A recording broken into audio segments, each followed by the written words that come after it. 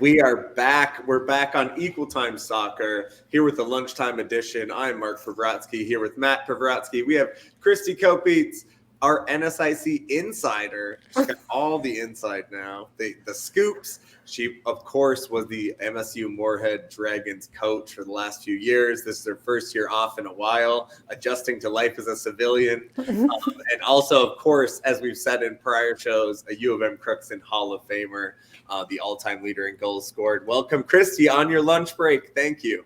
Thanks for having me. I'm so excited to be here. We always appreciate your insight, and it does maybe help that you don't have to think about balancing the program thoughts with just talking about what's going on in soccer. But how did you, so we talk to a lot of coaches. We know how demanding the schedule is. So I used to have a real big kid job trying to work in Congress and things. And guess what? It was a little too much. And I found a balance here doing something different. So I can relate in a way, but how did you come to the decision to step away from coaching for the time being, right? You have time. But.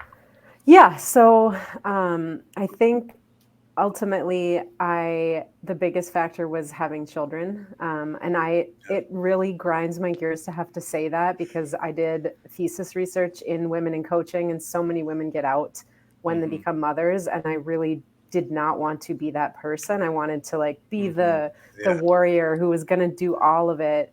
But, as my kids got a little bit older, I just felt like I couldn't be the coach that I wanted to be, that I was before I was a mom. And I could not also be the mom that I wanted to be to my kids. Yeah. And so then I always felt like I was doing a disservice to both areas. And I just got to the point where I just felt like it wasn't fair to anyone, myself as well.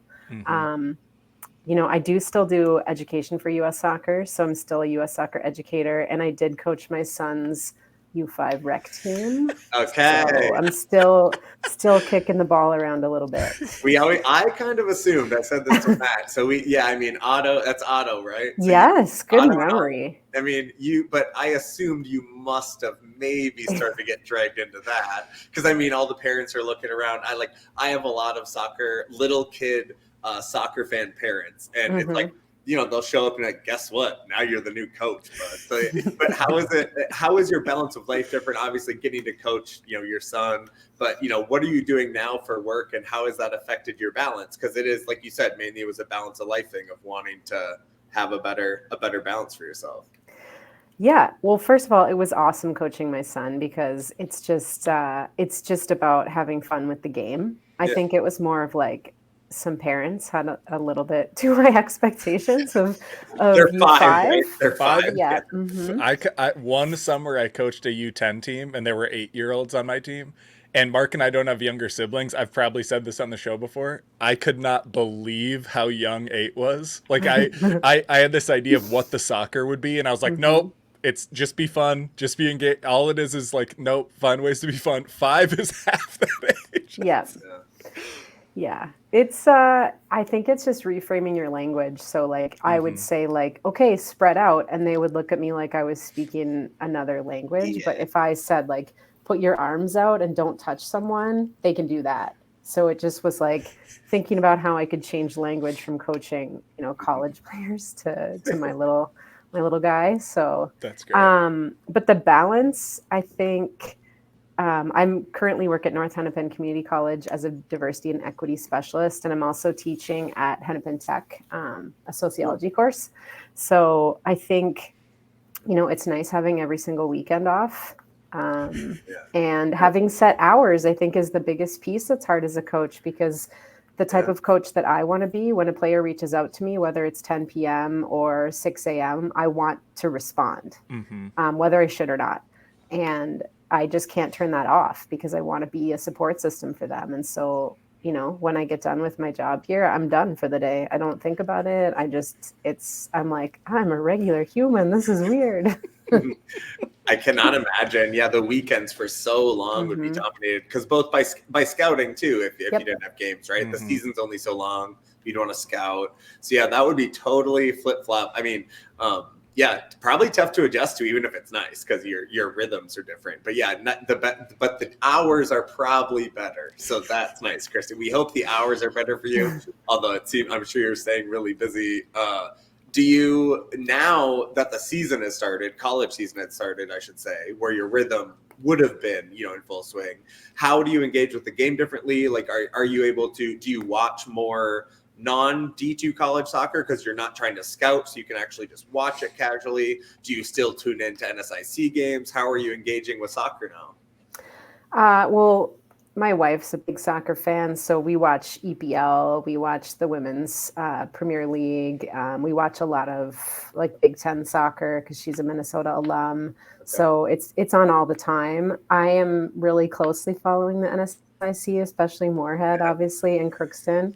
And some of my colleagues like Greta, Greta and Sarah specifically, I'm like so pumped to just support them and be like, go get them, So it was really fun to watch the results this weekend. And I do miss like the thrill of a new season, like the hope of like, this is going to be the season I'm going to like upset everybody or like win a game no one expects me to. And just like that kind of fun piece of like the X's and O's of soccer. I do miss that a little bit. Yeah. It's always like the possibility of building something, right? Yes, it's always yes. So you can believe. I mean, I was going to ask you this. I mean, I'll ask you about Moorhead more specifically, but for you, we've talked before about the tiers. So you, as a coach, you have to have realistic expectations. You also have to kind of dream, because there is a certain thing, with sports psychology and in life. If you don't really just say it and believe it, it can be a detriment to you in terms of having the possibility of like believing it. But you also know exactly where your team finished the last few years. You know how many new players you have. How did you personally balance that of like, because you have to, maybe you wouldn't say lie, but you have to, maybe it is a white lie, to your players a bit, to give them a certain amount of belief until you get there. Or I don't know. How do you process that? I think the one piece maybe people don't consider that much at our level is the funding of programs. And from the top of the NSIC to the bottom of the NSIC, funding of scholarships and funding of budgets is so varied. And so, of course, I would like to say that any good coach can overcome those hurdles. But the longer I was in it, the more I just don't know that I believe that anymore. Moneyball, Christie. Why did you moneyball it? Did anyone ask you that, if you're going to moneyball this situation? No, but it's just like, people are like, oh, well, why can't you win? And it's like, well, there's some outside factors that you're not aware of, but also like, I'm not going to, break that down for you. Yankees and the Twins a little bit. Well, I appreciate you sort of saying it on a show, because when we talk to NSIC coaches, like, just on background and we're just chatting with them, or if I'm at a game and I'm chatting, and we're not recording, people talk about that all the time. That in a conference like the NSIC, it's especially, I think, pretty aggressively tiered in terms of funding. I think people would be kind of shocked, maybe, like the gap between having, 9.9 scholarships or whatever, and then someone having like 3 or 4, like the gap, like that level of a gap. And then, like you said, put that gap on top of coaching, salary pool, equipment, assistants,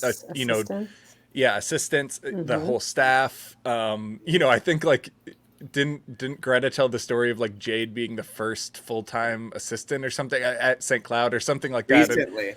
Yeah. Yep. So it's just that gap is so real. Like you said, it's a very real thing in the NSIC, and it exists in other conferences too. But I think in other conferences, the gap is between conferences rather than within. Well, usually, I think at least in the MAC, when I was at Northern Illinois, everybody had to have the same scholarships. Right. And so then your operating budget is going to be different. So that's where there's obviously like discrepancies between who can maybe like pay for different things. Right. But at least if your starting spot for scholarships is the same, I mean, you're all level for that extent. Right. So how much can a team, so like your resources generally aren't going to change a lot year to year. I wonder, like for you personally, because it kind of is your challenge as a coach. It's also the challenge of like players, if they build it through culture or whatever, how much can you improve internally year over year? Because certain teams, like we talk to coaches where they're so excited about recruits, and some teams don't have a lot, or the recruits aren't going to be ready yet. I'm just wondering, how much do you feel like at a level like this where players are focused on academics too, they're doing a lot of other things, they're not trying to all become professionals, how much can like just your internal team, can you improve a team year over year? And what does it take? I guess what's the X factor in it? It's such an internal like motivation piece for each player. I think every single spring, really at every college level, is so much about development.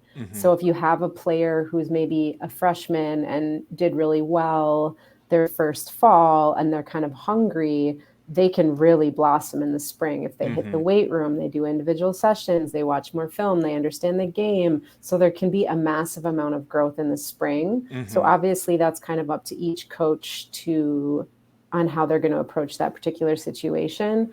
I remember I had a player at NDSU who she was going into her senior year and she just decided, like, I do not want to have the last 3 years that I had. I want to be a starter. I want to play.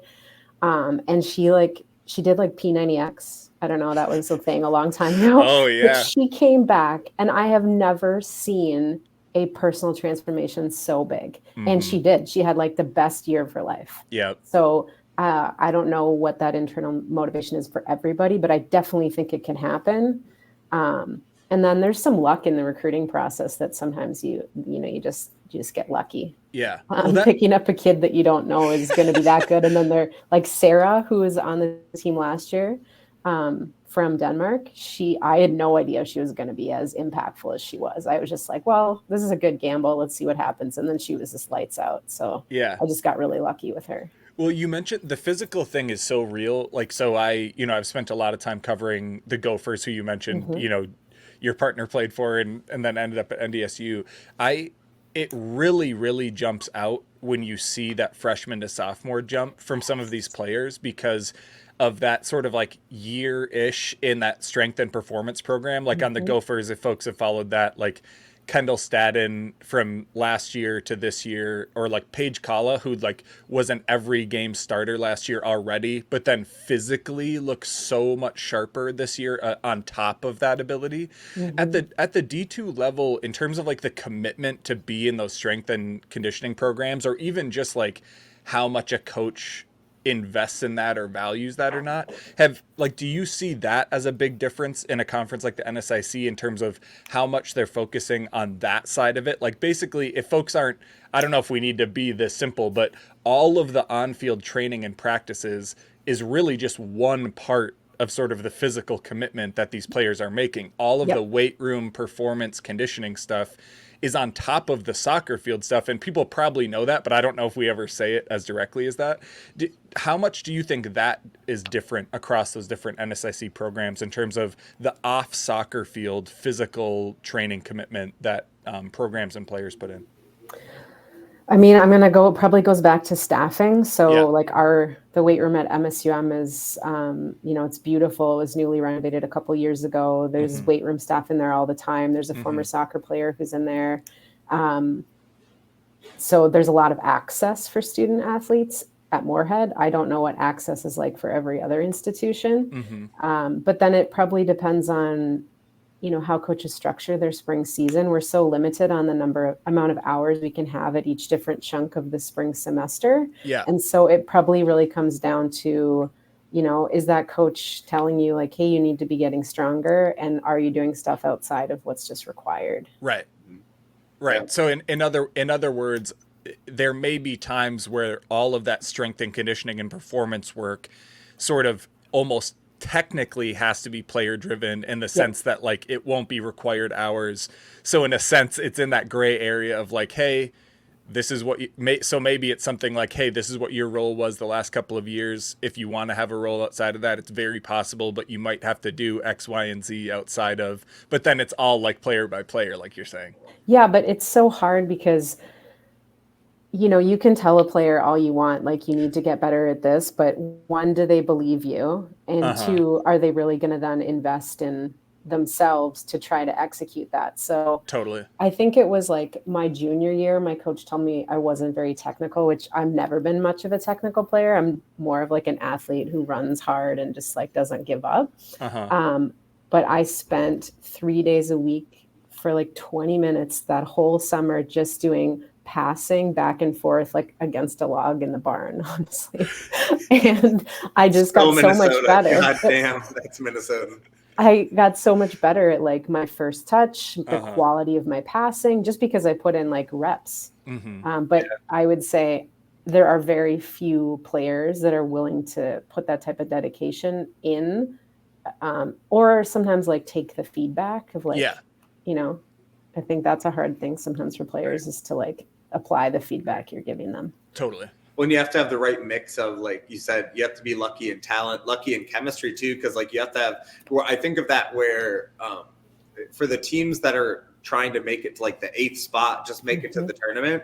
It's not so much, you know, like the talent's probably really close among a lot of those teams. So it's more like, I guess, you know, I was going to ask you, I don't know if there's a better way to phrase it, but like, is it more important for the lower table teams to have like players of character than the teams up top? Because of course all teams need good chemistry, all teams need leadership, but like when you aren't gonna punch talent above, you know, is there something to the X factor of you have to find some chemistry or cohesion because you're not better than, you know, some of the teams?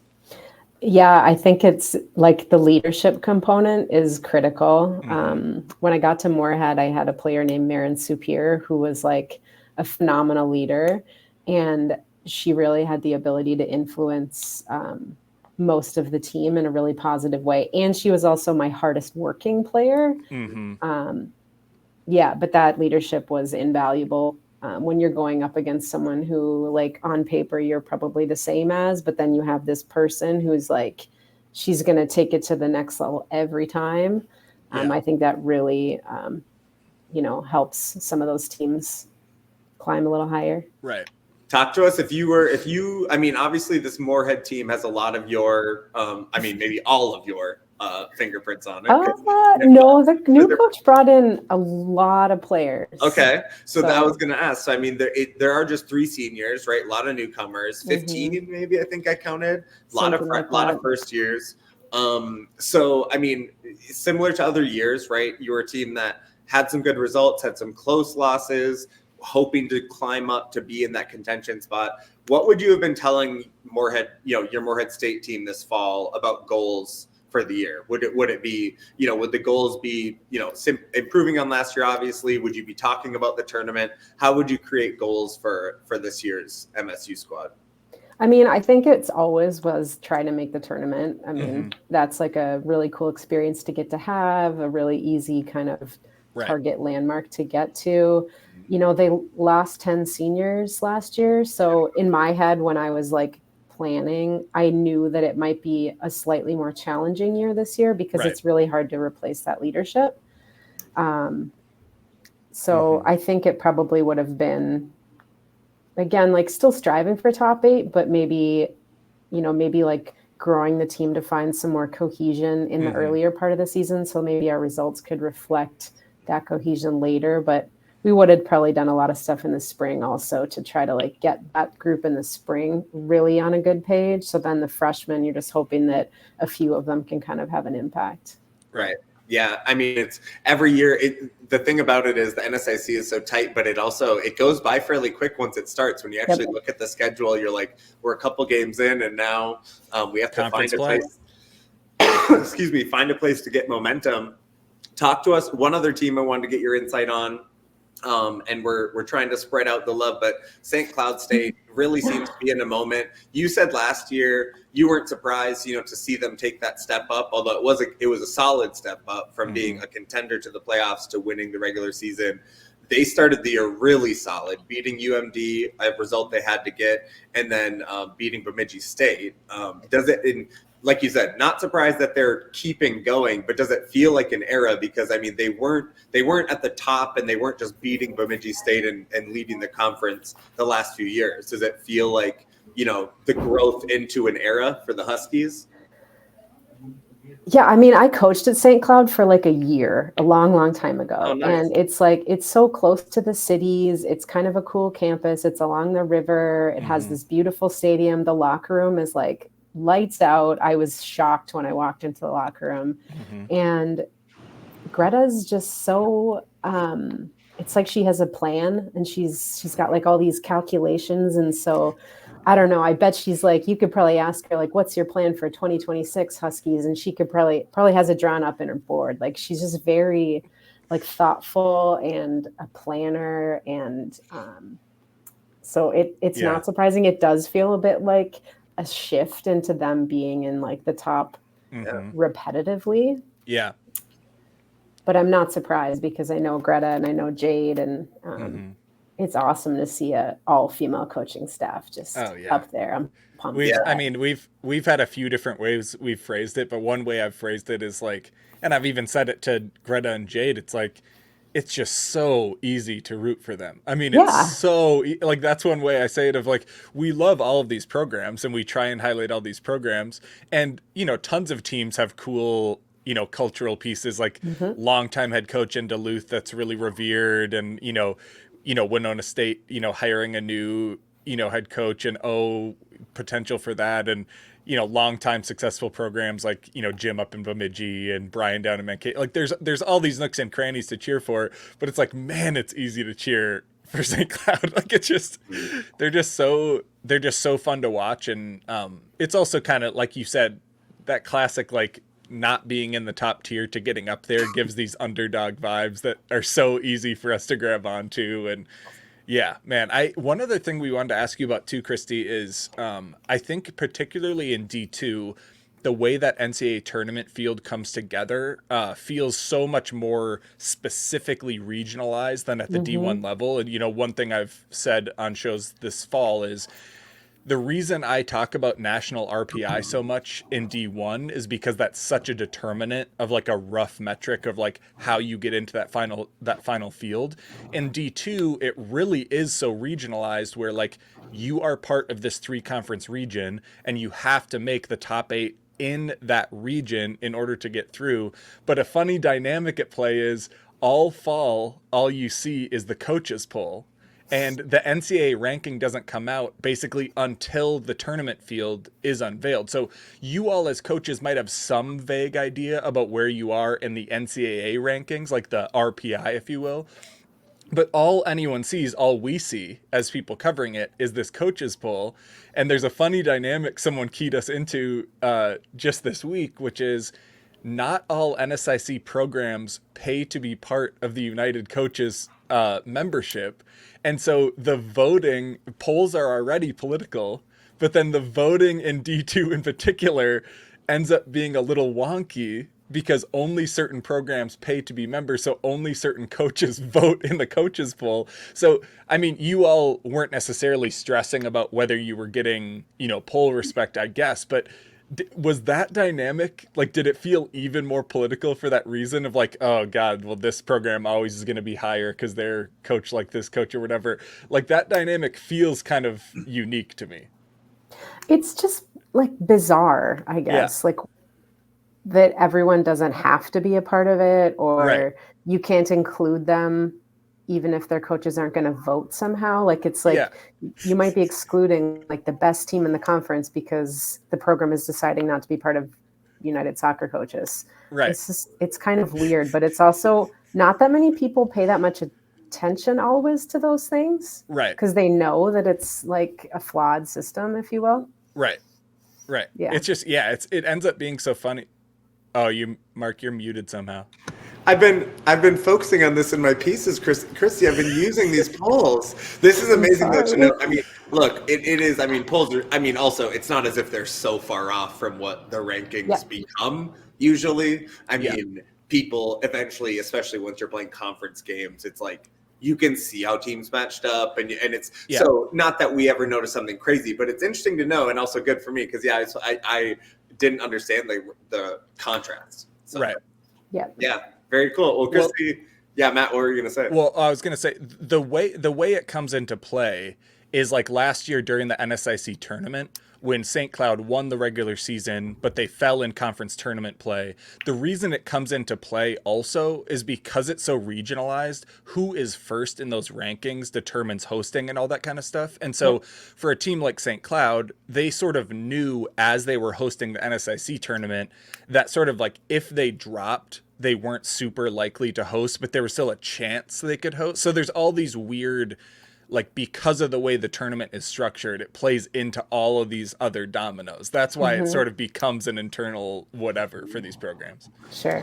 It ends up mattering. But yeah, Christie, we're going to get to see you this weekend. I think I'll be able to see you at one or two games, right? Because at least this Sunday, for the people in the cities, we like to try to watch who Concordia has hosting. St. Cloud and Mankato are close enough for us, but it's easiest when the Golden Bears have a game. Moorhead plays at Concordia on Sunday at 1 p.m. So I should be able to be there at least for most of that game and see you there. Christie, are you planning to go? They're also... Yeah, are you planning to go to that one with the Dragons? I am planning, yep. I already told a couple players I was going to go, so I can't back out now. Amazing. Thank you so much for your time, Christie. You have taken your lunch break with us. We got to give you at least a little break to get back into the groove. We'll talk to you again soon, I'm sure. Thank you so much. Yeah, thank you guys. Take care. Thank you, Christie. Awesome. Matt, why don't you... I love having more coaches to get insight from. Yeah. Getting more coaches on. There's a few more in the NSIC we should try at some point this year, especially in tournament time. But yeah. Well, and I had completely forgot that she mentioned her partner was a former Gopher, and now, oh my God, this household is going to get dragged into so much bullshit with us now. We're going to be pulling them in all the time. It's a lot of pressure because we do know some stuff about women's soccer. We don't know everything. Yeah, Matt didn't know that was her part. I mess up the towns that players are from constantly. Yeah, it's straight up civil warring people. But yeah, Matt, why don't you give credit to our longtime sponsor, Pentz Homes, for keeping you nice and warm today? Yeah, let's shout out Pentz Homes. I am sitting in a Pentz home. Of course, longtime viewers and listeners know Nate and Lydia are fantastic partners for us. They're fantastic to work with in the buying and selling process. We've gone through multiple purchases and sales with them, and they've always been really, really helpful. Really helpful in explaining things maybe you don't appreciate, maybe you don't understand about, like the inspection process, financing process, all that stuff. And they work with people all over. They work with people in small rural towns, exurban communities, suburbs, in the urban core. So anywhere you're at, if you are looking to refinance, looking to buy or sell, check them out. Just have a conversation with them, see if the vibe is right. They are just really big supporters of what we do, and we can't appreciate them enough. So check them out, especially if you're going to move. And again, I'll throw out the offer I make once in a while. If you're a soccer coach or a player and you're looking for a house, we will produce a house hunter style show of you going through that process if you want. So if anyone wants some spotlight, get nuts. He's going to make you if you don't. Also, yeah, shout out to Luminate Financing. I'm a huge, you guys know how much I care about home financing. Luminate Financing is the only one I can name literally. So, Angie answered a lot of dumb questions I had about like random loans we were going for. Angie's absolutely the best. All right, Matt, now the time to give a little spotlight to the Tommies. St. Thomas, 4-1 now, going into Summit League play. I mean, would you take the record? You think that's what you'd expected? How do you feel about how they stand coming into the conference? Yeah, I think it's about right in terms of if you were predicting things on paper in terms of the wins and losses. I would say the disappointment for if you're a Tommy player, Tommy coach, or a fan, I would say the disappointment is more in some of the margins. The results I don't think are anything that you have to be too upset about. Entering their last non-conference game, they were in the top 200 in RPI, which would have been a nice sort of step up from where they've been finishing the last couple years. And then, after that big loss at Marquette, they're now more in like the mid 200s, which is where they've been the last few years. So I think if you go to Milwaukee and you face a Marquette team and you lose on the road, that's not really anything to be embarrassed about. Dropping at 5-0, that's a little bit outside of where you want to be. Same with that earlier match at Northern Illinois. That's sort of a really good snapshot moment where you go into halftime tied, on the road against a MAC opponent, and then you end up dropping, 4-1. That's just kind of a tough result. And granted, there was some weird bad luck in that where Abby Brantner gets a red card on an unintentional handball and they go a player down and blah, blah, blah. But either way, that sort of those two results kind of jump out as like, you don't really want to have the score line get to that kind of a point. But otherwise, I would say their results are pretty much on paper what you'd expect. Marquette is a pretty quality team. They pulled a tie against Milwaukee. They kept it close against the Gophers. So I think it's more on the margins where you're a little disappointed. Yeah, I can see that. I mean, they're still looking for that first, I think, and capable of, I might add, it looks like, that first step up where they're challenging a bit more to get into the Summit League tournament, or at least be in the places for it, right? Are they eligible this year? No, not yet. So that's difficult, but showing a lot more potential. I think the rotation maybe looks a little tighter in terms of like minutes, which maybe signals a little bit of, ideas coming together, who the players want to be. Starting off Summit play, it starts okay, although if you look at the first 4 games, pretty tough overall. South Dakota and Oral Roberts, games you could get results in, but not easy games. And then next weekend is South Dakota State and Denver. So I mean, maybe first look at what would you vote for the first weekend, in terms of points for them. What do you think in expectations for the Tommies? Yeah, honestly, like we were just doing a lot of conversation about the NSIC with Christie. The Summit League is the same, and I guess every conference is the same, but it really sucks to be a lower table team trying to climb up in these conferences. Like these conference tables are brutal. Like this is a really, really tough first 4 games for the Toms. I would say it's to a point where South Dakota and Oral Roberts are sort of teams you have to get points from if you want to be anything but bottom 3. I mean, you basically have to be able to steal a tie from one or both of these types of programs, these sort of middle class Summit League programs, because otherwise you're just not going to be able to escape that bottom 3. So the ambitious goal, I would say, if you're the Toms in this opening weekend, is you kind of have to be able to pull points in both of these games. If you want to be a little bit more realistic, you maybe want to be able to pull at least just one, maybe a point out of this opening weekend. To be honest with you, if I was I would take this reset moment if I was St. Thomas. If Sheila called us and was like, hey, we need you as a consultant, come in, help us reset for the second half. I have a pitch for St. Thomas. We had Anna Tobias on a couple episodes ago talking about ring season for the Bulldogs. I want St. Thomas to do 2024 Summit League play as their villain season. I want them to go in. Okay. I want the entire mindset. Everyone focuses on development, getting better. They're all very nice people. I want this to be full on straight up. We want to ruin the other team's day. We want to steal points. We want to be a nightmare to play against. I think that is the mindset the Toms should take. We mentioned earlier, they can't play in the Summit League tournament. Even if they qualified points wise, they can't play. And so I think they should go full on chaos agent of just create chaos in the Summit League table. And that is the entire mindset. Be jerks. You're not going out and hurting people, but have the mindset of, we want to mess with this other team's fall. We want them to be so pissed off that they came to St. Paul and left with a tie instead of a win. I think that's the mindset to go with, because there's a lot of good players, as you mentioned, the rotation, and we can get into some of the individual, spotlights later on. But I think as a team, that's the mindset to go with, of just, listen, we can't make the postseason. We're still in this weird, overly long purgatory where, because we were D3, we can't make the conference tournament. And so I would go full chaos, full menace. That's what I would do. Just be a spoiler, get nuts. Sorry, I have a little bit of a cold. I'm trying to be respectful with the mute button. Too professional, one might say. But no, I that's a fun motivator, to know that you can't make it, and kind of like a fun thing to be like, it's like a bad news bears situation. Also, it is funny when the team, I get you don't want schools to abuse the jump up, and maybe in revenue sports, that'd be, I guess, it's more of a threat, but you still couldn't do it with money. So it is funny. You're like, we don't want to let this D3 team come in and spook us in the tournament. You're but by the way, hey, this will be a fun, St. Thomas, this will be the narrative we get to run with if you finish in the baby. spot. So we'll have fun with it for sure. They've been fun to watch so far. And then, they'll have that next weekend, especially tough to get anything out of South Dakota State and Denver. That'll all be kind of So that'll, after that, a little more easy. Finish out with North Dakota State, some of the lesser teams from the table of last year. Yep. Talk about the positives in terms of individuals.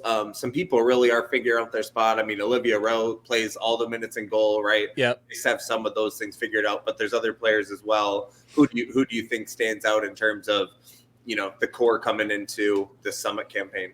Yeah, I think we've seen a lot of the same contributors being steady presence, like Cameron Toole, Ellie Tempero, Sophia Caballero, Mariah Wynn, all these sort of mainstays. Brantner's been, so good at left back. Individually, statistically, Lexi Huber jumps out. She actually still leads the Summit League in goals and game-winning goals, so she's been absolutely clutch. 5 goals so far this fall. Just, really, really delayed equal time bump for Lexi Huber, who was on a show 4 years ago and continues to be an all-star for them. Olivia Rowe, I think she deserves some credit back there in net for the Toms. They don't have the stoutest defensive performance, but she's facing a ton of shots. She has the 4th most saves in the league. And so I think she's been holding it down pretty well back there, considering the quality of opponent they've had so far. And then some of those young guns have really been showing some good potential. This is for those who are sort of maybe don't remember, this is the 4th year for that gigantic first D1 recruiting class. And so the Toms are going to lose a ton of talent out the door just because of the nature of having that huge first class. And so as you look at some of these young players, we really have seen some fun moments from like Bryant at outside back, Carlson in the midfield, Hoyska, McEwen, Nygaard, Knowles, all have really had moments that I've been impressed with on the field, and tons of others too, but those are just the ones that sort of jump to mind. So that's kind of fun when you think about future years and when they are eligible to get into the postseason. Those are some of the players who might be the reason that make it happen. And then just a couple of fun, like random surprises I would never have guessed if you asked me to predict this. Sophia Bargeste, who's a really quality midfielder and has played sort of all over in that front 6 for the Toms, is actually 2nd in the team in shots. Like I would never have guessed that coming in. So she's actually been into that final third a lot more than I would have guessed. I would have assumed she's maybe more that box-to-box 8, but she's really been getting forward, which is kind of fun for her. And then Tatum Treadle, who early on in her St. Thomas career was recovering from, I think it might have been like 3 ACL tears, like not just 2, but 3 or something in a row, which is absolutely nuts. She really is looking... when you watch her this fall, and I mentioned it with Sydney Cubes on a show a few times ago, she really looks physically back to what she must have been as sort of an early prospect. And so she's been really fun to watch. She's 3rd in the team in shots, which I also wouldn't have predicted just because of some of these other attackers who are mainstays and all that stuff. So fun to sort of see her be really what I think is maybe what her like physical peak would be, and she just looks really dangerous out there. So yeah, fun moments. And you mentioned the upcoming next weekend they host South Dakota State. I'll make sure that's a Sunday, and so I'll make sure we're there and getting some interviews with some tailgaters and all that. It's a little bit chaotic with the arena construction going on over there, but we'll find the tailgate. Don't worry, we never have a problem finding the tailgate. Yeah. For locals this weekend, good timing of games for St. Thomas too. They play Thursday. They play versus South Dakota on Thursday, 4 p.m. Central. That's like we said, it's close by in St. Paul. There is a bit of that construction, but easy place to go. You can watch from the parking ramp if you want. Sunday, they play Oral Roberts at 1 p.m. Central. So those are all close and local. They don't interfere with the Minnesota United game this Saturday. And then, next Sunday, big for South Dakota State. That's a big Minnesota game. We'll do our best to spotlight all those. But yeah, the Tommies, big test. I like the villain season. Let's get into it. Get nuts. Matt, you are equal time on the road this weekend. He's got the itch. Although he got an early itch and had to go to Wisconsin last weekend because he's sick and he can't rest. Yeah, I won't be able to cover the Tommy games in person because I'll be out in California. The Gophers are making their first ever LA double trip to face USC on Thursday, I believe, and then UCLA on Sunday. So I'll be there on the ground. 2 really, really big challenges for the Gophers, but also kind of the type of weekend where on paper, no one would expect you to do anything. Everyone, some random national pundit would always pick both of the LA schools in both of these games. And so the Gophers historically actually have done pretty well in games like that, where there's sort of no expectation. You're playing an opponent that maybe thinks they're going to get the win, and so you can come in and play spoiler. They actually have done pretty well in situations like that. So I wouldn't be surprised if they're able to somehow pull off, something like that in one of these games, but really, really tough ones. They just finished a home road split where they got the big win over Michigan 3-0, and then dropped a tough one at Wisconsin, where Wisconsin got, in my scout about Wisconsin, I mentioned like they are going to pounce on any second chance opportunity. That's what they ended up doing. They got an early corner kick on got one attempt that was blocked, and then the follow-on goes in. So a tough one there, and they also really sort of played well after that, but just weren't able to score. So drop 0-1 at Wisconsin, which is not a result you're super upset about, but really a missed opportunity considering how well they created chances. So yeah, an exciting LA trip for the Gophers. I would say the battle for that top 10 in the Big Ten is going to be so absolutely brutal. They sit right now 9th in terms of RPI if you ranked out all these teams. I mentioned their ceiling being able to maybe crack into that top 6. I think that's going to be really tough. But honestly, even making the Big Ten tournament field, considering how brutal this Big Ten is, would be a pretty big accomplishment. Because when you look at that ranking of Big Ten teams, it's just an absolute murderer's row after that new expanded field. Yeah, absolutely. Fun. We're going to stay tuned for Equal Time content on the road. Matt and Rochelle are going to get, I don't know, sushi, smoothie. I don't know what you do in SoCal. Going to the bar where New Girl was filmed.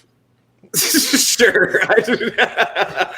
I might as well. While you're there, shout out. I mean, we're talking NSIC. Shout out to SoCal, of course. We said it last week, but yeah, San Diego Wave replacement keeper Mackenzie Rath from Minnesota State. I wanted Christie to get to do lunch before she had a 1 p.m. meeting. Otherwise, I would have asked her about what it's like to see NSIC players play in pro. I'm sure she would have said, it's great, man. We're excited. But yeah, Jenny Vetter continues to play. We'll stay tuned on that. But yeah, everyone tune in next week. Watch this weekend across social because Matt's going to be in LA, baby. Yeah. And quick shout out to Maddie Deline and the USU 20s sealed in the bronze medal. I think the vast majority, if not all, vast majority of the U.S. goals came when Maddie came off the bench and they were dangerous late in these games. She did that again in the third place game, forced an own goal with a nice, dangerous cross back from the end line. And so she's been super, super lethal for them. Now she'll be back at UNC. UNC has been on an absolute tear, in part because Claire Gagne has been just absolutely unstoppable. I think 10 clean sheets or something like a great. Finding form. Yeah. Stepped right in. Locked in starter at keeper. Maybe we'll have a chance to talk to Claire later this fall. We hope. Fingers crossed. And then, shout out to Katie Duong. Also in the Super League, we mentioned Jenny Vetter. Duong there was a certain stats posted by the league where like chances created. I couldn't confirm any of that in Y-Scout or anything, but certain stats where she was actually leading the league because she's been a constant contributor for them and taking a lot of the set pieces. She actually didn't start the game out in Spokane and came on late, but she's been playing consistently. Vetter's been, now that she's healthy, been playing consistently. So yeah, excited to see those pros. Yeah, nice. And I hope for that as the league gets going too. It's kind of tough to like search stats and minutes to see so hopefully, the broadcasts are looking pretty good. Attendance are getting figured out. It's a very new league. So hopefully as we have more of that stuff, it'll become easier for us to kind of like spotlight certain stuff going on too. And who knows, maybe we'll see some more Minnesotans sign. But yeah, thank you everybody for tuning in. We'll be back next week. We'll do some more broader spotlight on D1 trends in Minnesota. And we'll see what happens, Summit League, NSIC, everything else this weekend. Later.